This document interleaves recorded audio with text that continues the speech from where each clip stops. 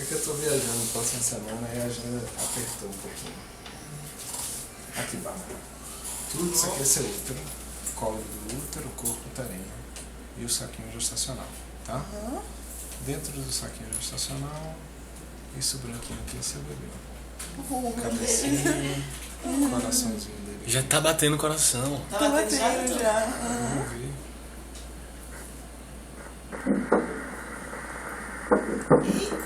Esse é o coração dele, é, Dudu?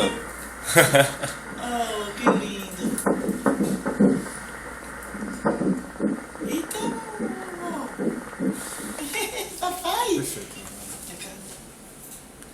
Dá licença. 146 batimentos por minuto, né? E agora vamos ver o tamanho do seu bebezão. Fosse doido, era bom demais. Não, só. Easy, vovô. Então, doutor, quantas semanas mais ou menos já com o coração? Calma. Vou dizer agora. E agora? É quase 8 semanas. 7 semanas e meia. Olha, tá vendo? 7 semanas e 4 Quase 2 dias. meses, né? É. 17 de fevereiro completa os 9 meses. E... A partir do dia 3 de fevereiro seu bebê pode nascer. Nossa senhora! Oh, Mas não vai nascer no carnaval, porque o carnaval parou em março. é massa. É massa, né? Tava preocupada com isso também, que a Tânia falou.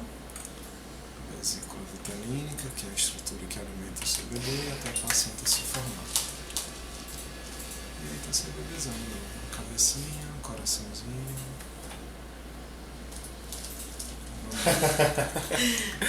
Seu bebê hoje tem 1 centímetro, né? Tamanho do carocinho de feijão, Não, mais não, ou menos.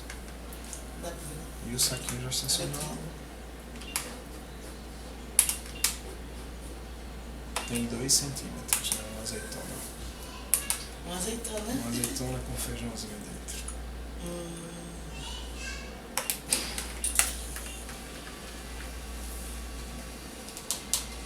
Ok, dona Bárbara. Você ovulou pelo ovário direito. Essa coisinha mais escura aqui é a cicatriz de ovulação. Chama-se corpo útero. Ela que alimenta, que produz os hormônios da gravidez, a progesterona por enquanto. Tudo certinho, garotinha. Dúvidas?